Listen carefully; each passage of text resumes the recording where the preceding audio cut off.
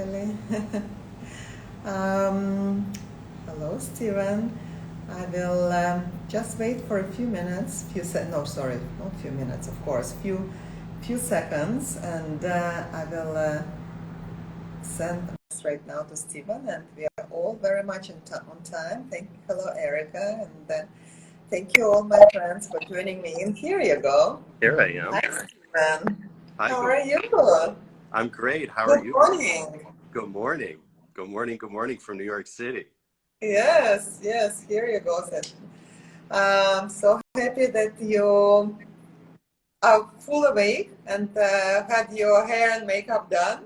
Absolutely. I told you I got up at 4 in the morning, Olga, just for you to go into hair and makeup to get all ready so that I can be on your wonderful program. Really, I so appreciate it. Thanks so much. And I have my coffee right here just in case I need to have a little pick-me-up during our conversation. Absolutely, But yes, our you will. conversation, It's early in the morning. I'm sure you need to have a pick me up. well, But I I should hope, say our conversations are always so lively, so I don't need any caffeine to caffeinate our. okay, well, I'm glad. Thank It's you. only it's only because I'm thirsty that I'm going to be drinking, not because I Okay. from you, Olga.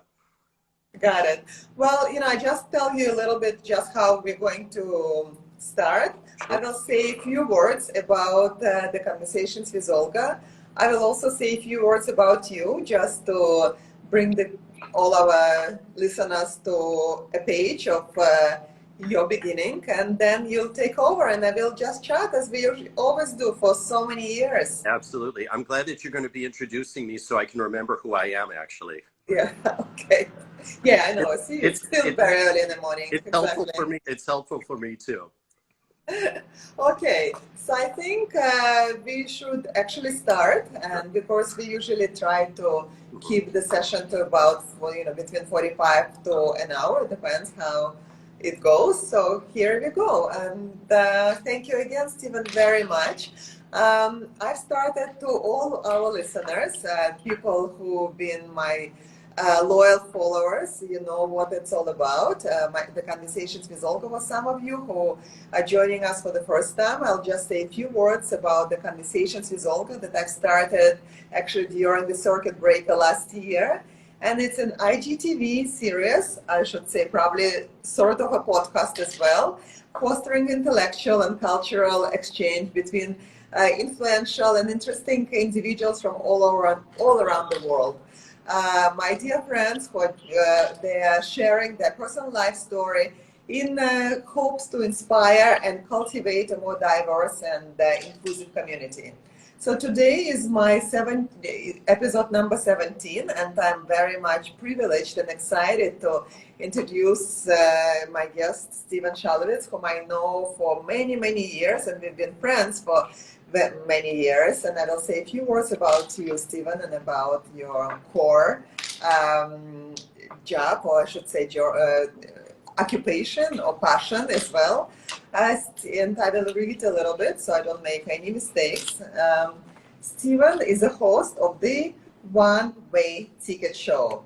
And it's an amazing podcast that we, of course, will talk about it, and as well as another podcast, called Israel Cast. When producing and hosting a radio show in Singapore, Stephen conceived the idea of the one-way ticket show, which he launched as a podcast after moving to New York, correct? Stephen was born and raised in Chicago and worked for major international advertising agencies in Beijing, Shanghai, Guangzhou, Hong Kong, Vietnam, Singapore, and New York. I have met Stephen while he was living in Singapore, and we've always, anytime I go to New York, I always see you, and we have wonderful times. So Stephen is indeed a very, very dear and very close friend.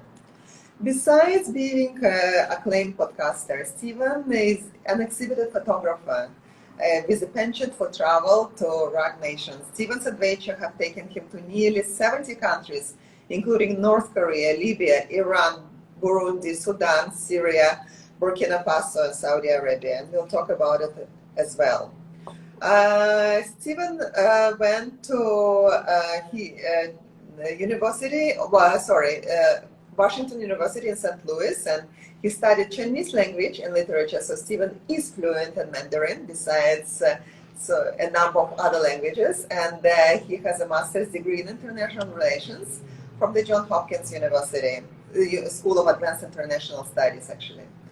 I will mention later again how anybody could listen to Steven's podcast and follow him on social media, but I will just say this as well right now so you can have his call outs. It's on Facebook, LinkedIn, Twitter, and Instagram. It's at Steven Shalowitz. He has another Instagram account and Facebook account called, of course, the One Way Ticket Show. And on Twitter, he is Toad Show. Here you go. So you got it all Steven. right, Olga. I got it all right. Wonderful. See, I had to put a few notes so I don't mix the universities and I don't mix your BS and BA and masters. So anyway, Steven, we will start, of course, with the One-Way Ticket Show. Sure. And on this podcast, and I will quote you because this is what you say when you start every single episode, and I will read it for our listeners. On this podcast, you explore with your highly acclaimed guests where they would go if given a one-way ticket, no coming back. Their destinations may be in the past, present, future, real, imaginary, or state of mind. And you also chat with these guests about their lives and work. Am I correct? But I was on your, just to mention, I was on Steven's show as well. I think I was episode number 10 years ago when you just basically all was starting up. And I remember it still very well. And thank you for reminding me the other day. I've listened to it again, and it's incredible how time flies, actually. So, Steven, tell us a little bit more about the podcast and why and when you started it.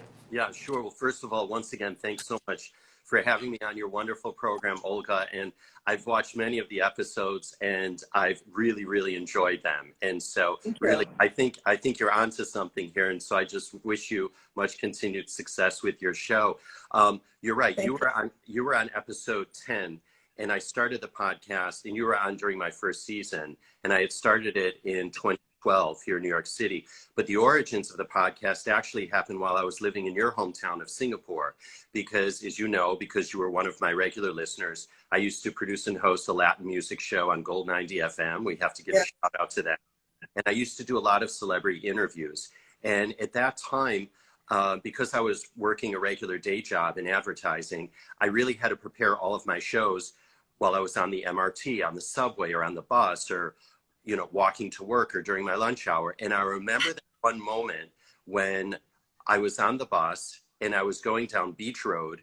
I remember exactly where I was, and it popped into my head, because I was doing a lot of celebrity interviews, where would all of these well-known people go if I gave them a one-way ticket, no coming back? And it was really a light bulb moment for me. And I decided that I wasn't going to do anything with it then, but I knew that one day I was going to move to New York, and for whatever reason I would move to New York. But I would move to New York. By the way, it was a very sad moment for me. Oh, was it? Well, it was. Yes. It was sad for me, and I remember being at your home actually for a wonderful going-away dinner. And for people that don't know, Olga is one of the most extraordinary cooks and bakers. And I still remember, Olga, your apple crumble. Oh my God. Okay, I'll make it for you anytime. Please. Anywhere in the world. That's one of my favorites. In fact, just as an aside, my niece, who's also a wonderful baker, was telling me over the weekend she was making an apple crumble, and your ears must have been burning, because I said, my friend Olga makes the best apple crumble. So I still remember. Oh, thank you for still remembering the taste. I still remember your apple crumble. So in any event, so I moved to New York, and I really wanted to do this program, and I thought that it would have legs. In other words, I really started it because I didn't want it just to be a podcast, because when I started podcasting back in 2012, it was still relatively new. And I think we'll probably talk about podcasting in just a moment, but podcasting was a new phenomenon. And I basically did the show really as a portfolio more than anything else, to try and get on radio or on TV or to do something. And as I started to do the show, I just started enjoying the medium so much, and I just continued to do the show here. Yeah. So that's really the origins of it. But, you know, when I got to New York, Olga, I knew maybe 3 or 4 people. And so I arrived here in 2006. So it took me a while to get my sea legs, if you will, to really Yeah. get to know people and to, you know, have enough people that I knew that I could potentially bring on the show. Yes. Yeah. Yes, and as I said, I remember the first few sessions and how you, to me personally, you were a pioneer of podcast, because Thank before you, to be honest with you, it you. was really not something that I would go or look for.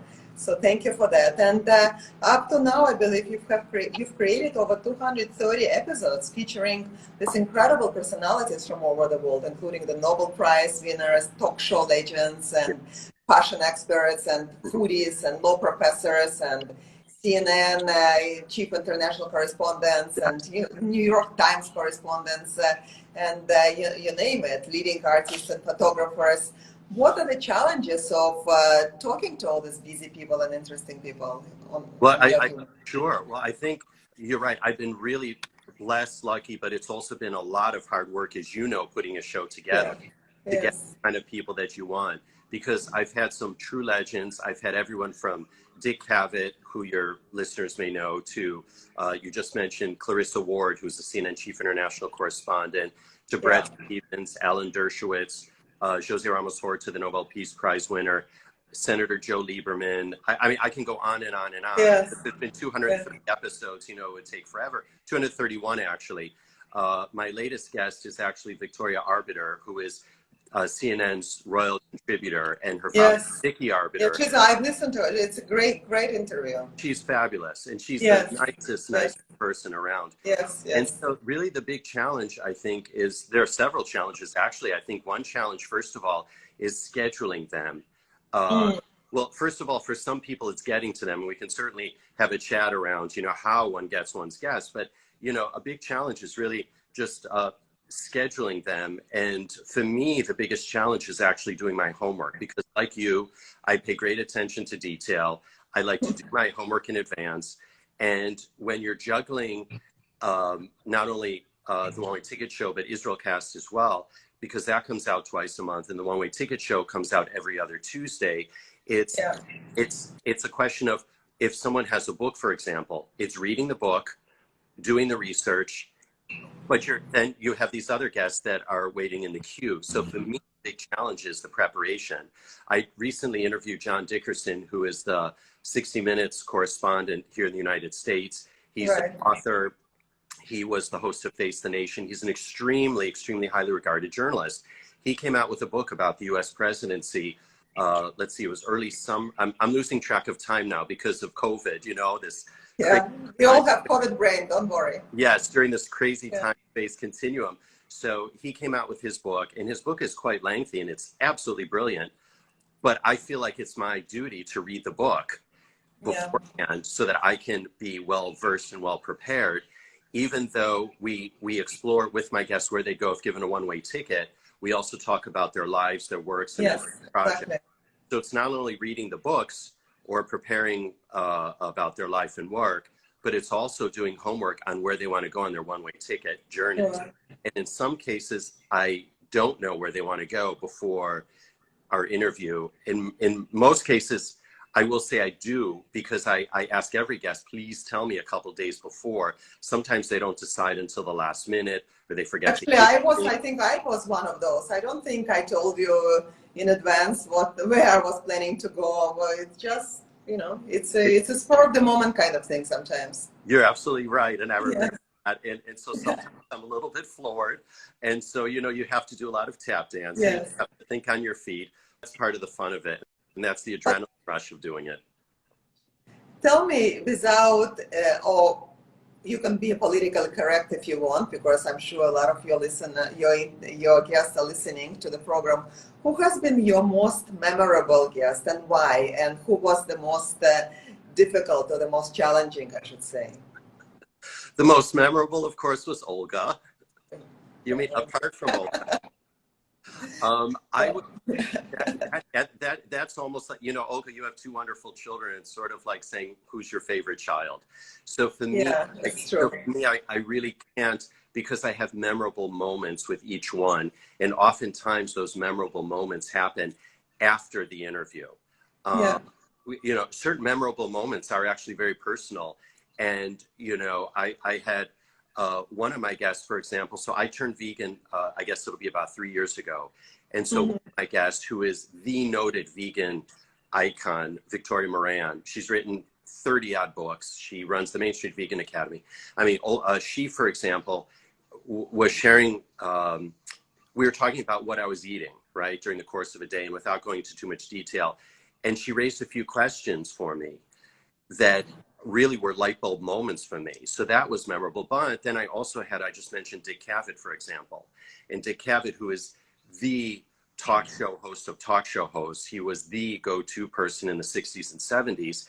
And to be sitting across the table from him was like having an out-of-body experience, truly. Or there's another gentleman who might not be known in Asia, but Charles Osgood, who was the host for, I think, 25 years or so of CBS Sunday Morning, and is the enormous broadcast icon here in the United States. And again, to be sitting across the table from him. But always it's fun to interview, you know, well-known journalists that I've admired, or authors, or just people that I admire, and to have them then in my orbit. And usually they're the ones that are in control. But for me then to be sort of the one asking them the questions, I consider it, Olga, really such a privilege and an honor. Yeah. Really. I totally can relate to it because, you know, as you know, I've staged so many different events with incredible people whom I developed actually relationship just like you, even more after the actual events. And I feel the same. They're just, you know, I always feel so privileged and amazed as well at the same time that actually I am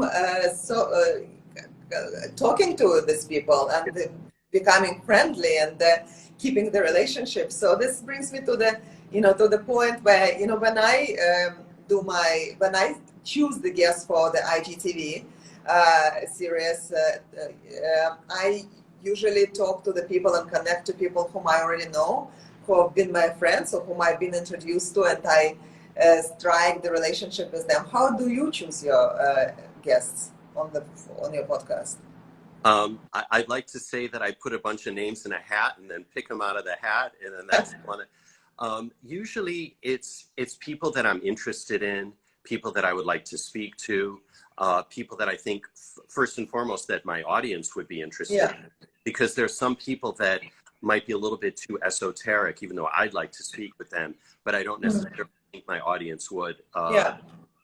You know, I mean, I have a very sophisticated audience, but I don't know if they would necessarily resonate with them. So I consider my audience, I consider who I would really like to speak with, and I consider people that are truly relevant. And I also, people that might have something that's part of the popular zeitgeist, if you will, at the moment. It can be almost anything. It doesn't have to be pop culture, or in fact, I almost steer away from that, but it could just be something that's relevant. I always like to say I like to have interesting people doing interesting things with something interesting to say.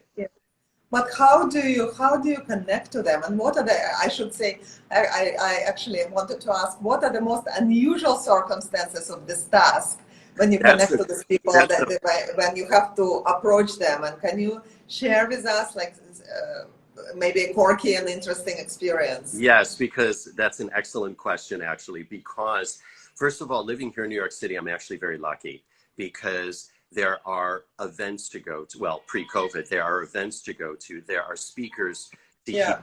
There are, you know, any number of venues that you can go and you can meet people. So that's actually very exciting. And I apologize if you can hear noise in the background, but they're my neighbors screaming. So anyway, it's New York apartment living. So there you go. Anyway, the little kids are screaming, actually, I should say, not the adults. Anyway, but we also might hear some sirens in the background too, because it is New York. Well, I miss the sirens of New York, by the way, sometimes. So I'll make a playlist. No problem. Olga, I'll make a playlist of sirens for you and I'll send them your way. But first of all, you know, how do you meet people? Again, it's through lectures, it's through going to events, and really just going up and approaching people. I will say, though, I have also met a number of people on the street, and I've engaged them in conversation, and they recognize the fact that I'm not some raving lunatic, because it's how you approach them, it's how you ask them. and they know that you're legitimate. One of my guests, I'll give you a couple just anecdotes, for example. Yes, please. In fact, I just mentioned Charles Osgood. I happened to be randomly walking in front of Lincoln Center, which I don't live too far from, as you don't either, in New York. But Yes. I happened to have been just at a very, very random time that I wouldn't have normally been there. And I happened to have been just at one point, and he was there with his wife coming out of Lincoln Center. And I approached him and I introduced myself and I invited him on my show. And I had told him who were some of my other guests that I had, also from CBS. So, he knew I was legitimate. I gave him my card. He gave me the name of his assistant. That was over the weekend. On Monday, I reached out to the assistant and we arranged the interview. Fantastic. Well, you're so likable, Steven, and you also know how to make people comfortable. That's actually would be. Please go ahead. Share I was going to say, because there were a couple of others. Please. I just mentioned Dick Cavett, the famed talk show host. I went to Barnes & Noble, which I'm sure you know, on the Upper West Side here. Yes. And I was waiting at the checkout line, and I was in a bit of a hurry, and I was quite anxious. In fact, funny enough, I was buying a book to get for another interview that I was doing. Bret Stephens, in fact, from the New York Times, was the book that I was getting. And there was a man waiting in line, and he was wearing a cap. And he said to me, "Excuse me, are you waiting in line?" I said, "Yes." "Excuse me, are you Dick Cavett?" He said, "Yes." We started a conversation. I said, I had met you several years ago at a lecture, and I invited you on my podcast. And he said, "What happened?" I said, "Well, I never heard back from you." He said, "Well, we have to change all that." And he gave me the name of his assistant. That was on a Sunday. By Wednesday, I got the email saying that he agreed to do it, and we scheduled it. And I've had several other people, I won't go into all of them in the interest of time, where I've really just met them on the street or met them at an event and approached them and explained my show, explained who I was, and invited them on, and we made it happen. David Miliband, the former UK foreign minister who now runs the International Rescue Committee, I did a year studying at the School of Oriental and African Studies at the University of London, and he went to an event, he spoke at an event rather, there, and I approached him afterwards. And again, if they know that you're a legitimate person, they tend to agree. Having said that, though, I also ran into Kevin Bacon on the street right in front of my gym, and he could not have been nicer. He gave me the name of his agent. I contacted the agent, and we were actually trying to work something out, and we just couldn't because of scheduling. But he was super, super nice. So a lot of times it happens, but believe me, a lot of times it does not happen. And then other times I just simply make cold calls to people, or I send emails to people, and I follow up. And Yes, it sounds familiar. But the moral of the story that and I've read it in a book that when you socialize with people outside of your home and outside of your friendship circle, you actually become a happier person. That's why I always, not always, but very often engage in conversation with the taxi drivers, with the just passerbys. I think it's such a great skill to know how to do it, and people become friendly, and you share and they share, and you become a happier person. So this is exactly what you're doing. It's wonderful. I talk to everybody. I mean, when I'm sitting on the bus, there was one woman, for example, this was again pre-COVID, it was about 2 years ago. And I was on the bus going to the East Side, and she was in a beautiful African outfit with a headdress and beautiful, in the beautiful colorful cloth. And I asked her, I said, "Excuse me, I've been to West Africa." I said, may I ask where you're from? And she told me, she was from Mali. And we started chatting, and it turns out she was the caregiver for David Dinkins, who was the former mayor of New York. And so you never know. It's one of those New York. Yes, I know. Well, yes, but but the point is that you never know who you're going to meet, and it's what we call one of those. Exactly. Well, that's also New York for you. That's the most cosmopolitan, I think, city in the world. So, and Steven, how do you make your guests feel comfortable while you interviewing them? My charm? Yeah, of course. You mean, of course, no. I think it comes from a place of like, what's your intention, your authenticity, and I think the fact that when you do your homework and they know that you're serious, and it doesn't mean that you're serious, you're stern-faced, whatever, because you can joke around with somebody and have lighter moments. But I think when they know that you're serious and that you've done your homework and that you really Yes. care about them. I think that makes them comfortable versus, you know, you're just going in and you're asking a series of questions and you're just Yes. they're in and out like a conveyor belt. Because I've had, and please understand, I'm not trying to pat myself on the back, but you know, No, you're absolutely correct. but I've had guests tell me, wow, Steven, you're the first interviewer I had that's bothered to read the book, and I really appreciate that. Or you're the first person that has done his homework on X, Y, and Z, and I really appreciate that. And I get a lot of that because I think that to do your preparation, it's a sign of respect for the guest that you're taking their time to do this. It's a respect for the listener or the viewer in your case, that you want to get the best out of the guest. And I think just personally, it's a sign of respect that you want to do the best job that you can. Yeah. And that brings me to continue, I guess, on this notion and this subject. What are the skills, in your opinion, that a podcaster should possess, and in order to create and cultivate the interest from the listeners, so that they come back? Sure. Well, I think the first thing is, like I said, it's preparation. You know, as they say, how do you get to Carnegie Hall? Practice, practice, practice. Yeah, practice, practice, practice. How do you create podcast? Preparation, preparation, and preparation, as far as I'm concerned. I think there's that. I think it's a question of also, like what we were talking about earlier, Olga, it's this notion of bringing on guests that are interesting, that are good conversationalists, that have something interesting to say, and that have messages that actually resonate with the listener. So I think that's really what keeps listeners coming back. And I think also in my case, my listeners have told me they love the fact that I have really a wide array of guests come on the show. It's not just about, you know, people in the food industry or politicians or journalists. Like you have a wide net of people on your show as well. Yes, exactly. I gravitate to people who are interesting and diverse and who can share and authentic. To me, authenticity is very important. And what are the do's and don'ts when it comes to podcasting? Maybe we should start with don'ts. Do's, we kind of you told us a few. What are don'ts? Well, how much time do we have for that one, Olga? Because there's a lot of don'ts in my book. Well, you know, because the funny thing is, I'm joking, but the funny thing is, though, if I can just interrupt you, is that I think everybody actually treats his and her own podcast differently. I think the don'ts is don't not prepare, but then there are some podcasters that don't prepare because they say, well, I just want to see where the conversation flows. But for me, you have to have a roadmap, right? So that's one thing. I think that another don't, though, of course, is not knowing your audience, right? Because again, there are people that I would like to bring on, but I don't think that they would resonate with my audience. So that's also a big don't. Also the preparation, as I said, I think people should prepare. So if they're not prepared, that's a big don't. And I really think the third one is preparing the guest as well, because I think sometimes podcasters don't prepare their guests properly. And I've seen that in a lot of or the question, at least, how do you prepare your guests beforehand? It's a big question among podcasters. And if you don't prepare your guests beforehand, you're not going to get the best out of them. In other words, they don't know what to expect. They don't know what the show's about. I like to, as much as possible, give my guests the questions in advance so that they can think about them, so that there aren't any surprises. And of course, like anything else, there's always a question or two that pop up in the conversation. Again, it's a roadmap.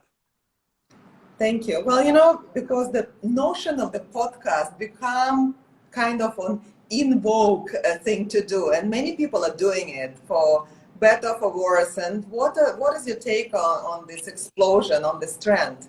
Sure. Well, actually, it's interesting, Olga, because I think it's part of a larger movement, if you will, over the last, say, 15 years or so, for the democratization of media. And what I mean by that is, you know, when we first got to know each other, I was living in Singapore. I was doing my radio show at the weekend. And at that time, what kind of media was there? There was radio, there was TV, there was print. And that was pretty much it. And I remember blogging came into effect in sort of like the early 2000s. And that was the beginning, I think, of the democratization of media. Podcasting actually is very simple. It's just an audio file that's uploaded to a platform that people can listen to. So really, this whole notion of democratization of media has been exploding over the last 15 or so years. So now people can have their own YouTube channels, or like you, their own Instagram live TV shows. People can have their own podcasts, and they can express their voices apart from the quote unquote mainstream media, apart from the traditional media platforms that we see and that we have seen. So I think that actually it's just podcasting is just one of those media forms that exist within this whole democratization of media. And I will say it's a challenge, though, for podcasters that are independent podcasters like me, and also for people on IGTV like you, for example, that are doing these live shows, because the medium is such that if, for example, you're a news program, your BBC World, for example, you'll have your newscast available as a podcast. Or if you're on another network, you're going to have those shows available as a podcast, or you're going to have snippets of them. And that's actually fantastic, because for busy people that like to, say, for example, get news, get information from traditional media sources, but don't have the time to sit and listen, it's great because you can be doing other things while you're podcasting. Exactly. Yes. It's anytime, anywhere, it's on the go. However, the big challenge is that people, human beings, we only have enough time in so many hours in a day to listen to all. You have to choose wisely. You have to choose very wisely. Yes. And the average person has on average 7 podcasts that they listen to. And so that's then a challenge for everybody in terms of who are you going to listen to? What are you going to listen to? And, you know, how much of it are you going to listen to? Exactly. So and how do you think the podcast culture changed with the recent pandemic, or if there's any change at all? That's very interesting, that whole topic, because there are any number of answers to that. Because on the one hand, people were listening to podcasts when they were commuting, when they were at the gym, when they were, you know, going out and about. Very true. So during lockdown, for example, people weren't commuting anymore. Parents were busy with their kids, and on and on. So on the one hand, that shifted. And I know people have told me, Steven, I have so many in the queue left to listen for you, because I was listening when I was going to work. And now that I'm not commuting to work, I still want to listen. So that dynamic has happened. But then again, depending on the podcast also, and what I was just saying, podcasting is a medium you can listen to anytime, anywhere. But I found that actually during COVID times, people's priorities have really shifted a little bit. So the podcasting, this is the world according to me, okay? You might have another opinion from another podcast. No, I totally agree, actually. But once again, I think it has to be... Sorry? Yeah, I think people's usage or people's listenership has changed a bit during COVID, but I think that's changing, But the flip side is that people, I think, also some people had the time then to discover new and different podcasts. So that's quite nice. Very true, very true. And you know, I know for a fact, and even from what Mark, my son, was telling me, that some people and some filmmakers or scriptwriters they're now choosing podcast as a media to tell their stories. Is it the case? Do you agree with it, or is it this? I absolutely agree with it, because people are using podcasts for any number of things. Like I say, the BBCs of the world to get their shows out there. The people like me, for example, that have standalone shows. Marketers, for example, that want to use it as a marketing tool for whatever reason, or people as a sales funnel, to get business for their other businesses. Or you'll have, for example, as Mark very rightly said, you'll have filmmakers that perhaps would use podcasts as well to help promote their films. So do you feel that podcasts are actually competitors in a way to documentaries, or to even to some of the TV series? I think is it more of a starting point to move toward the world of cinema and TV? It can really be all of the above. I don't think it's either or. I think it can be a complement, certainly, to film, for TV, for promotions. Say, for example, you have a book that's coming out and you do a limited podcast series, based on that book. That can be a complement to the book, but that would probably entice people then to want to buy the book. Or in the case of a film, it could be the case where people would be so enticed based on the podcast of the film or the Right. TV show, that they could then go and want to watch the movie. Right. And what are your favorite podcasts that you listen to? And the second question, how much actually you spend time in listening to the podcasts? And how do you allocate your time between listening, working, and maybe some other leisurely activities like your sports and TV and listening to the music that I know you love very much? Yeah. Yes.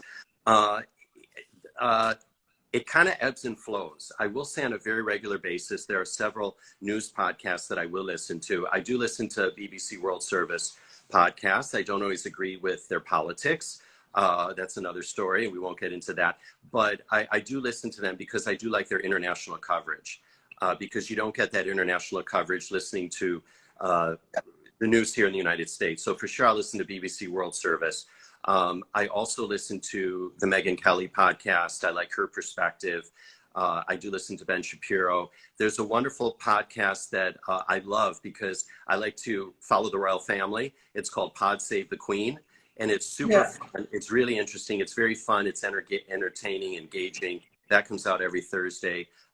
Russell Myers is and Ann Gripper from the Daily Mail. Russell Myers is the Daily Mail's royal correspondent. I listen to that. There's so many podcasts, though, that I dip in and out of, though. Okay. So I dip in and out. So because the ones like the BBC or the news type ones, I'll listen to when I'm walking to the gym. Yeah. Okay. I have a big footnote, though, to that, though. And the other ones I'll listen to when I'm sort of doing the dishes or making lunch or dinner or something like that. But then certain other ones come out once a week. So do you have a roster? Washing the dishes, this podcast. Going to the gym, that podcast. Do you have a daily, weekly routine roster? I have a whole Excel spreadsheet, Olga. You know me too well there. Yes, I know. I was sure about that. I almost do. Well, at least it's not a physical one. It's a mental Excel spreadsheet that I have. But that's even better. Yes, but I will say something. But then there's other ones that sometimes people recommend for me. And I will know if I like that podcast within about the first 60, even less than 60 seconds. Yeah, I mean, because it's the energy that the person brings, or what they're talking about. Because at the end of the day, the podcast shouldn't be about the host. It should be about the subject or the guest. And when the host gets too self-indulgent, then that's not the kind of show that I want to be listening to. But I will say something. I actually don't like to have things in my ear. In other words, like those earbuds. I find them actually very uncomfortable. And I will listen to BBC World Service when I'm walking to the gym, but I think the show is, I guess, around 20 or 30 minutes or something. It takes me only about 8 minutes to walk to the gym. Yeah. So usually when I get home, I have it, the volume turned down loud, just so I can listen to the rest of it. But I usually listen with earbuds. Got it. And I will, later on, you will have to send me some of the names of the podcasts because I try to remember, but I might not remember all of them. Some of them I know, of course. Also the focus of our conversation, at least with regards to the podcast, is the one-way ticket show. And before I move to yet another topic of our conversation, which is going to be travel, because this is another passion of yours, and you're definitely a very seasoned traveler, I would like to ask you a few questions about yet another podcast that you're hosting. Can you please tell us a little bit about your different hats that you wear sometimes? Well, that's why I don't have always a lot of time to listen to podcasts, because I'm preparing all of these shows. Exactly. The One-Way Ticket Show comes out every other Tuesday. And first of all, thank you for asking about both shows. The One-Way Ticket Show comes out every other Tuesday. And then the Israel Cast podcast comes out every other Wednesday. And that is powered by a wonderful organization that has been around since 1901. So it's been around so if we do the math, even early in the morning, I can tell you that it's 120 years. It's a 120-year organization called Jewish National Fund. And they're known actually for doing all the tree planting in Israel. But all throughout the decades, they've developed, they're the ones behind the development of water resource management and technology from the perspective of Israel becoming the world's leader in terms of water resource management and technology, helping with drip irrigation, programs for the disabled, historical sites, and on and on. The culinary arts as well. So on Israelcast, we feature all of these wonderful activities that even Jewish National Fund is not involved with, but people doing really amazing things in Israel. You know, centers that will invite people, for example, from the developing world to teach them how to farm and to teach them agriculture in really arid environments. The culinary arts, we have people that are involved in archaeology and water management and so on and so forth. And so those are the types of people that we have come on the show. Just technology, because as you know, Israel is a big tech hub. So we have all of these really interesting innovation people. Also a rocket, Israel sent a rocket off into space, Space IL. We had the young guy that was behind that whole program in Israel's whole civilian space program. So it's those kinds of people, you know, the stories that you don't get anywhere else. So it's actually, yes. So that's very extremely inspirational, educational, and I guess, you know, a lot of it is novelty for a lot of people, and me included. Exactly. And I met the most wonderful, wonderful people. And so many of the people have had books that they've written that I have to prepare, of course, before the show. Yes. Also for Jewish National Fund, I host their monthly book reading series. So I interview authors. In fact, we're going to be interviewing Francine Klagsbrun this evening. It is, well, it's this evening, the 19th of May. So it's 7 p.m. Eastern time. I have to give a shout out. And she wrote the seminal book on Golda Meir. It's called Golda Meir. It's called Lioness, Golda Meir in the Nation State of Israel. It's 691 pages, and every single page is the most, I couldn't put the book down, Olga, and I'm a very slow reader. And I really went through that book very quickly because it was a real page turner. Well, incredible. Well, it's an ordeal for me, would have been for me, but to read 600 over pages. 91, book, it sounds amazing. 691 pages, yes. But I wonder whether they will come up with audiobook. The audiobook. Actually, if not, I'll embrace it. I think you and your listeners might want to know that they're actually making the book into a TV series. Okay. Yes, Barbara Streisand is behind it, and Shira Haas, oh my God, the well-known Israeli actress, is starring as Golda Meir. It's based on that book. So I don't want to say you heard it here first because it's been out for about a month or two or so. Okay, amazing. Well, thank you for sharing, and sure. We'll look forward. Steven, you have traveled to so many off-beaten track countries, and I know I've listened to a number of conversations when you were talking about your travel, including some of the travel when you were talking about with my son.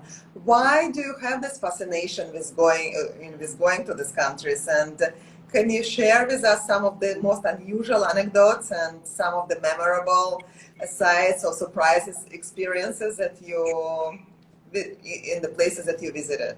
Sure, it's a lot to unpack, but I'll try and streamline. Yeah, well, choose the best ones. So the ones that come into your mind immediately after I ask you this question. Sure, because there's so much to share. But just briefly, I think since I was a kid, I had always been interested in other countries and cultures, and really what was beyond our borders. And I just had this innate interest in the world outside of, my four walls, if you will. And it just really resonated with me. I had wonderful teachers in high school, for example, that helped to spur and spark that interest even further.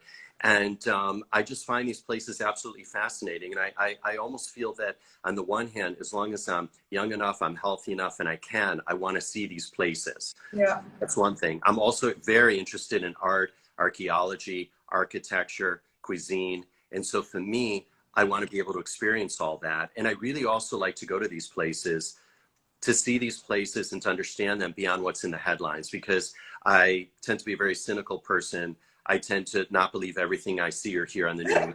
And I want to see, right? And I want to see places for myself. So, so that's really the reason why, because these places are in the news, and they're not reported on very often, but when they are, I really wanted to see behind them. But again, I go largely just for cultural reasons as well. I love photography, so I love to photograph them. I love to meet the people. I love to sample the food. I love to see the art and archaeology, the architecture of these places, and that's really why I go.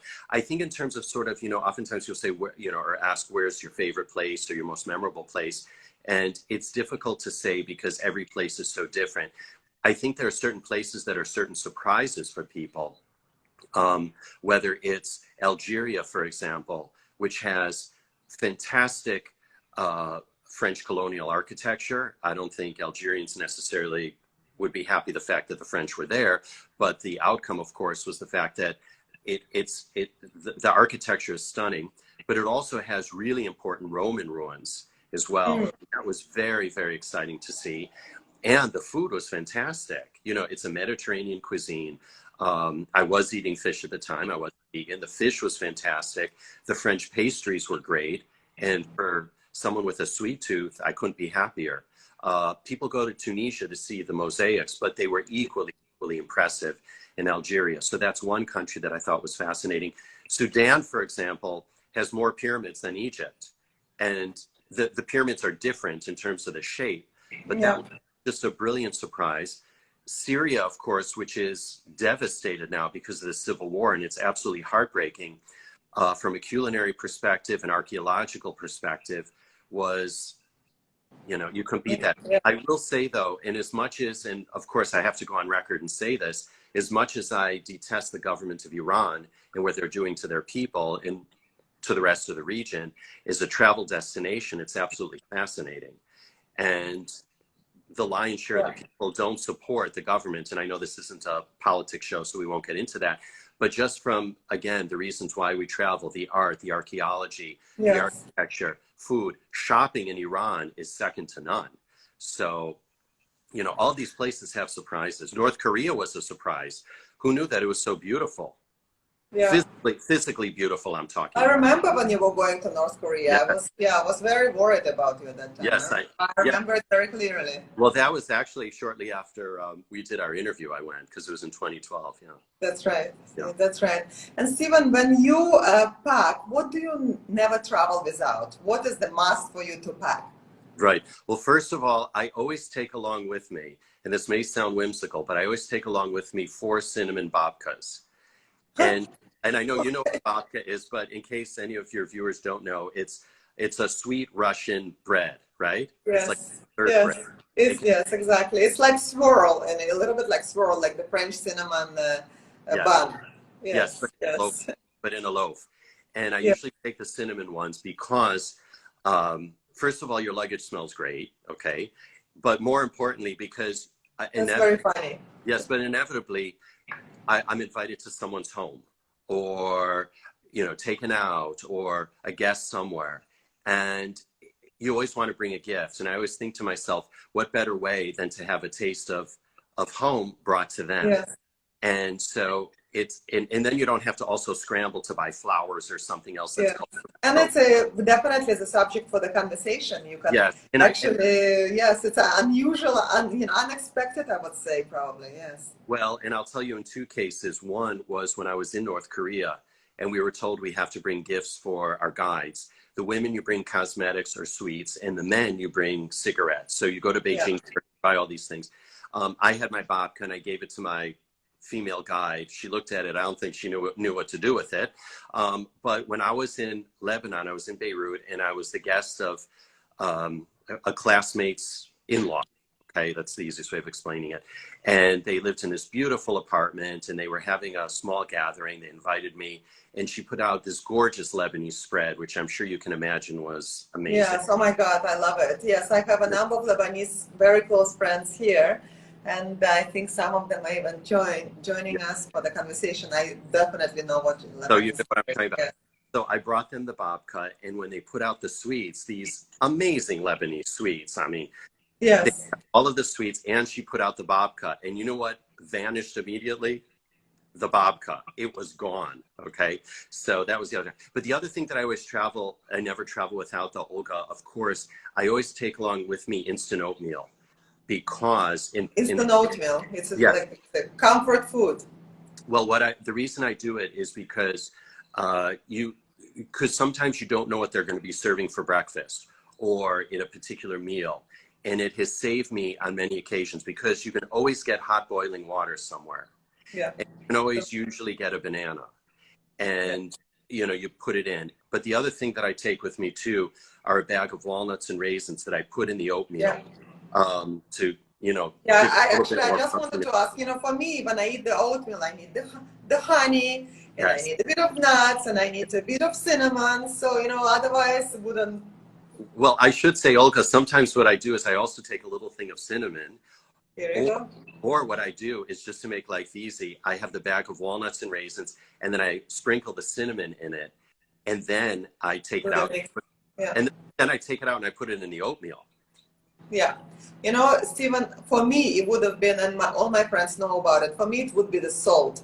I'm very much of a salt person, and I like very good salt. So I sometimes, Really? or quite often, as a matter of fact, carry with me the Himalayan pink salt, because I don't like when they serve me the table salt. So the quality of salt is extremely important for me. So here you go. We have a Oh, Olga, bit of a, Olga, yeah. I've known you all these years. I didn't know that. Yeah, here you go. Now you know. So when I go to the restaurant, and people who know me, they bring to the table salt first and the water second. Really? Yes. So So and see, if I have you over for dinner or lunch, I'm going to have now to make you sure I know. have Now you know exactly. my pink And Himalayan salt, or Himalayan salt as they pronounce it. yes. Yeah. And Steven, you are an incredible photographer. How do you approach the sharing of your photos from your travel? And instead of like, and what is the notion of your posting the photos on the social media? Like, some people post it like every 5 seconds, they post another image. What is your take on it? And what is the general rule for yourself, to yourself, that you have? Yeah. I'm gonna tell you that I broke this rule on my trip to Saudi Arabia in 2018. But my rule is usually not to post when I travel. And I'll tell you why. Because for me, it's about being in the moment. And Yeah. it's about, because I figure if I'm spending all of this time, all of this energy, all of this money, and just the whole wanting to get away, the last thing that I want to do is to think about, I mean, even though I have a great life here in New York, but I want to separate myself Yes, of course. and really Of be in course. that moment, and just to be in that zone. So I find that if I'm sharing too much on social media, we all go down that rabbit hole of, Yes. when I post, Totally. then I start Yes. looking at other people's posts, and then 30 minutes go by when I could Yeah. be walking around a city or sitting at a Yeah. cafe. So I think a good rule of thumb is, if you want to share your photos because everyone wants to see them, then do it when you're home, do it when you're back, so you can really be in the zone. Yeah. It's not for everybody, because sometimes people want to do it instantaneously, and I'm very libertarian. People can do what they want, etc. But my suggestion is, just try that, okay? Or even say, for example, go 3 days without posting, and Yeah. then post, just to have that moment where you're really, really in the zone Yes. of And wherever then you are. I believe that this is you relive the moment. B, it's much more authentic, and you just, and people can see that you're not just showing off, that you Yes. actually Right. created the story behind the images. Yes, I Exactly. agree. And I I think agree. one will just have such a richer experience where everyone is. But if I can just add two other things that, just to Yes, share with the please. viewers today. The first thing is I like to invite people over to show them my photos and have an evening of it, right? Like, say, for example, if I've gone to an unusual destination, I'll pick out sort of like maybe 25 of the best of, I'll have people over for dessert, and it's like a nice social gathering as Yeah. well. Like a good excuse to bring people together, and then you can really explain and you can have conversations. So that's Yes. one thing. And then the other thing is, and this is a big one, is we talk about memorable travel experiences. Um, Leave your phone at the hotel or wherever it is, or Oh, turn and leave your camera. Don't take your camera with you, and don't take it with you, and just go out and just be. And if I can just share with you just a really, really brief story about how yes, I had please. such Of a rich course. experience. I mentioned I was in Algeria. I was there in whenever I was there. I'm losing track of time again, given COVID. And I think it was 2014 I was there. And it was my last day in Algiers. And I had taken pictures up the wazoo during that trip, because there were just so many wonderful photographic opportunities.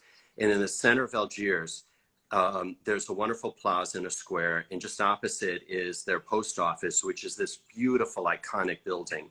There are a bunch of cafes there, and I sat out, and I purposely left all my camera equipment back in the room, and I just went out there and I sat at the cafe just to watch the world go by and just to absorb the moment during my last day in Algeria. Seated next to me were a bunch of youngish guys, and they saw that I was alone and that I was approachable, because if you're on your phone or you're looking at your camera, Yeah. you're not approachable. They approached me to ask me to take their photo. We struck up a conversation. It turns out they were actors, and they were on a break from filming a movie down the street. They said, we have to go back to the set. Do you want to join us? I said, yes. So they showed me around the set. One of the guys was finished. He said, you want to grab a coffee? I said, yes. So we went down the street. We ran into another friend of his. We were all chatting together. It turns out this other friend is a well-known journalist there in Algiers. About 3 hours later, we were still chatting. I went to dinner with one of the guys, the original actor, said goodbye. We all exchanged emails and friended each other on Facebook. Yes. To this day, I'm still in touch with that journalist and that actor, and they've both come to New York, and I've seen them both. In fact, one of them stayed with me years ago here in New York. It's a beautiful story. Yeah. It's a beautiful story. So at the end, I totally can relate to it, because to me, the human connection and the relationships that we build when we engage with our soul and our mind and our heart are nothing to compare with just snapping the photo on a selfie, for sure. I absolutely agree. Because I also feel that when you're in a place, you want to meet the people. Like you were speaking about when you're in Singapore, wherever, speaking to the taxi driver. I find that if you're sharing on social media, you're speaking to those people that you already know. But what about people that you don't know yet, right? Yes. You could be spending. So the moral of the story is if you want to post, go ahead and post, but just try not to post daily. Try and post at certain times or when you're back to have a richer travel experience. Yes, thank you very much for this advice and for sharing it with us. And, you know, I just to conclude a little bit, I want to just remind myself, first of all, and you, that actually the first time when I started to get to know you, when you were DJing, I should say at that time, you had this incredible program in Singapore on the radio called Encuentro Latino, correct? Right. And I love Latin music, and the way you curated your sets were absolutely fabulous. I love it, and I actually miss this program very much. I remember it was at that time, at some time, I'm not sure whether it still exists, but it was it's on Singapore Airlines flights. Yeah, so that was the other one. Yeah, that was the it was called Latin Groove on Singapore Airlines. Latin Groove, I also did the Latin Groove show. You know, that Encuentro Latino on Gold 90 FM was the biggest labor of love for me. It was Saturdays and Sundays from 5 to 8. Then it was only Sundays from 5 to 8. And there would be times I'd be sick as a dog, but I would still go in there. Or I would be going to a function afterwards. And like you had me MC several of your wonderful functions. And truth be told, the music would be playing, and I would be changing into my tux, half dressed in the studio while the music was still playing so I could make it out the door. But I loved curating that program. And there were times I didn't know what tunes I was going to play 3 tunes from now. But for me, it was all intuitive, and it was just a feeling. But there were certain times during the week when I said, geez, I love this song. I want to be able to play it at some point. So I curated that kind of as I was going along more than anything else. It was a mood, and I adored it. And I made the most wonderful friends, like you included, from that show, and people I'm still in touch with today. Yes, no, it was amazing, beautiful, wonderful program, and people learned so much because you were not only playing the tunes, but you were talking about the history of that song, the history of the country, just like basically it's a start of your amazing podcasting career, because you were always so insightful and you were always giving this incredible details that none of us knew, especially at that time. So I'm thanking you for that, and I remember this very well. Well, Steven, I haven't asked you actually the most important question. What would be Steven's the one-way ticket destination? I have a few. You know that actually sorry to interrupt you, that you realize that, right? That the chairs have turned, right? That's right. The tables.